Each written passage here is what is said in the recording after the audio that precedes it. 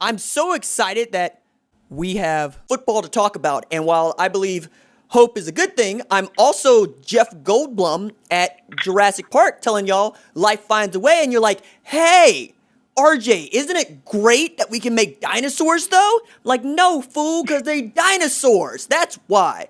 And I'm joined by OUI staff writer Colin Kennedy. Colin, you like dinosaurs, or what are you doing, dude?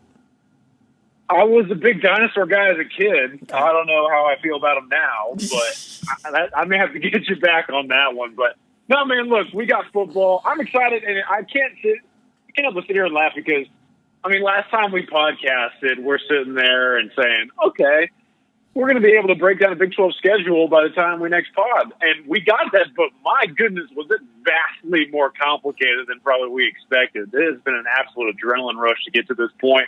So it just feels good that at least we have something to talk about that's somewhat set in stone.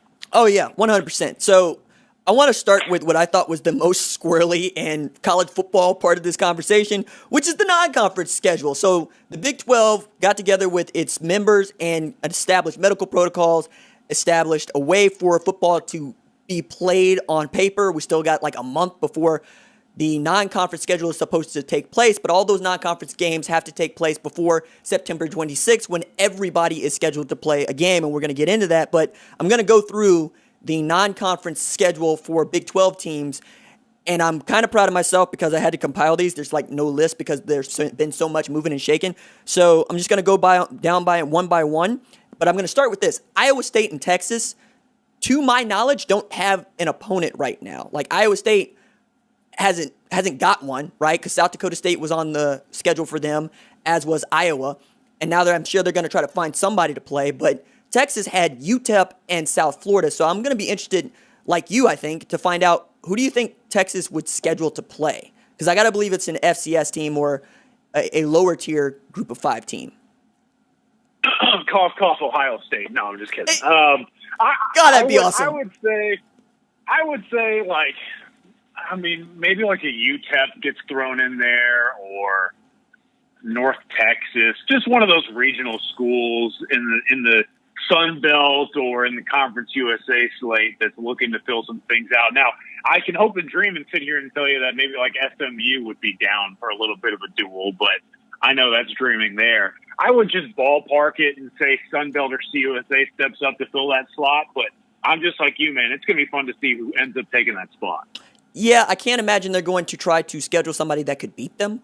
I mean, I don't think they got Kansas State juice. Like, I'll add to that here in a little bit. But, like, it'd be fun if they could go and schedule a Southern Methodist. It'd be fun if they would schedule a North Texas. It'd be even more fun if they went and scheduled, maybe a Houston, because the American is looking to take on those games. And maybe Houston lost a game. We'll see.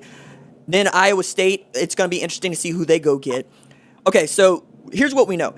Baylor gets Incarnate Word on September 19th. I believe that's like one of a handful of games that's going to be played on that date, as most of the Big 12 is going to play before September 19th. So Incarnate Word, are they ready for this? Are they ready for the Dave Aranda experience, the Larry Fedora experience?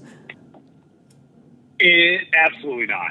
I mean, I don't really think I can put it any way else. But, hey, props to Incarnate Word for stepping up, and I think obviously – if anything, it'll be fascinating to see what Dave Aranda does in that first outing, how he structures his system and tailors it to the talent on that Baylor roster. Yeah, so from there we get West Virginia and Eastern Kentucky on September 12th. I don't know anything about Eastern Kentucky. Do you? I know about Western Kentucky. I don't know about Eastern Kentucky. I was going to say, I know Western Kentucky, but Eastern Kentucky, you got me going fishing there. I haven't heard much about that football program, if any at all. So, hey, man, I mean, if they're down to play some ball, they're down to play some ball. So maybe I'll tune in if I have a chance. Kansas and Southern Illinois. That's supposed to take place right now on August 29th. I'll be interested to see if that gets pushed back. But my goodness, like, what? I mean, those aren't the Salukis, are they? I don't think those are Salukis. I mean, this is just kind of brutal. I'm not going to lie. And I should preface this by saying to the folks that I haven't done the accumulation as you have. So I'm reacting real time, and I got to say, this is kind of a bad look. I'm getting bummed out already as you run through these things. Okay, so here's a good one. September 12th, Kansas State versus Arkansas State. That's going to be a game that just got put together like yesterday. So I'm kind of excited about that one. Yeah, I'm excited about that too. I love Arkansas State's head coach. I like that program a lot. I think that's definitely a game that if you're picking out some of these non-con schedule slates, you may want to tune into, because honestly, Arkansas State's not only a pretty solid opponent, but I mean, KSU will have some question marks going into the season, especially on that offensive line. So, I mean, obviously I'm going to pick Kansas State to win that thing, but maybe we see a little bit of bumps in the road as the Wildcats try and adjust to that new roster. Texas Tech gets Houston Baptist, and there's an Oklahoma connect there. Gabe Lynn is coaching defensive backs at Houston Baptist, also married to Nicole Lynn, who represents Jalen Hurts, among others, in the NFL. I can't say I'm excited about Houston Baptist, though. Man, okay, well, I will say this. Houston Baptist, if I remember correctly, has like one of the best quarterbacks in all of FCS or something crazy. Like, this guy has apparently put up ridiculous numbers offensively. I can't remember his name off the top of my head, but I know like North Texas has them on the schedule as well, and that's been kind of the buzz for the Mean Green is like, man, we are going to have to kind of face a pretty good quarterback here in week one. So Texas Tech, I mean, obviously they're going to win that game because Houston Baptist, the rest of the roster probably isn't as talented as this guy, but hey, man, maybe there's a little bit of fireworks going on if they're playing and that guy can get it rolling against that Red Raider defense. Texas Christian is inviting Tennessee Tech to town. Dude, this is tough, man. We were so excited about football. Like, you had me juiced going into this thing, and now it's just like, man, I need some sort of shot in the arm right now, because it's pretty clear to me they weren't looking for headliners this first weekend. Well, it's about who you can get a hold of as well, right? Because among the remaining team or Power 5 teams that are going to play football, they've all said conference only +1, and that +1 is usually a game that they want to guarantee that they can win. The best game on the schedule for September 12th, though, has to be Oklahoma State versus Tulsa. They get the Golden Hurricane traveling up the turnpike to Stillwater. I'm actually low-key kind of into that game, kind of. I know that Chuba Hubbard's probably going to look to reprise that 250 yards rushing he had against Tulsa last year, but they got a couple of kids that I like. One of them, Allie Green, playing corner. Another Jackson player, an undersized defensive tackle with tremendous wiggle and move, great twitch. Samari Brooks has an opportunity to set the career rushing record at Tulsa. Like, there's some things that I know personally because, you know, I live in Tulsa and I went to undergrad there. So, I mean, that's a good game. That's a game that made ESPN last year. I want to say ESPN too. So that far and away the best game on the schedule.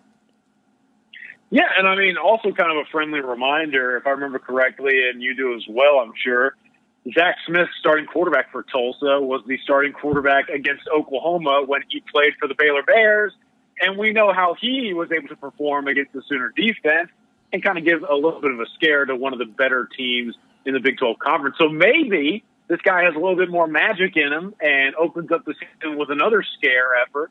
And the Cowboys kind of go into a season where they're feeling really good about themselves. And this Tulsa Golden Hurricane squad can really put some headline kind of matchup together. I'm excited about that game as well. I think, obviously, if you're picking out probably one of your favorites of the Big 12 Conference non-con, this would probably be at the top if it's not the top game that you're looking at. So another added later that Zach was the starting quarterback last year, and it was real up and down, right? Like, didn't seem to find his way until that Central Florida game late in the season and had every opportunity to beat a really good Southern Methodist team, and it just wouldn't come together for one reason or another. So we'll see what happens with that. I mean, get Keelan Stokes back out there. We'll see. Like, I don't know what to do with that Tulsa squad, so I don't expect them to do much. And then the game that you and I are probably most interested in, Oklahoma versus Missouri State. So Missouri State is trying to add another game. It's looking like Missouri State's trying to add Central Arkansas at the time that we're talking. But right now, they're scheduled to play one game. And they're going to play that one game so they can collect the $600,000 that they'll get from it for playing that one game. And then they'll shut it down and come back and try to do this again in the spring. That's wild, man. It's wild, but I have to tip my cap to them, right? I mean, they have done anything and everything to make sure that they're going to be in Norman and playing against Oklahoma. Obviously, they want the payday, but the testing process and sorting through all of these schedule changes isn't easy. But I commend that administration and staff for saying, look, we're going to stay committed to this game. Oklahoma's doing us a big favor, and we feel like we should fulfill this matchup. And I just think for all parties involved, it just makes a lot of sense to make sure that this thing gets played. And so I'm excited about that matchup. I think it's just going to be a little bit of relief for everyone involved to finally see that thing play out on the field. But, I mean, at the end of the day, if you're really looking at it and we're being honest with ourselves, it's just another not very interesting matchup that's going to be played in week one. So I just am just looking forward to seeing some sort of football when it comes to Missouri State and OU here in Norman.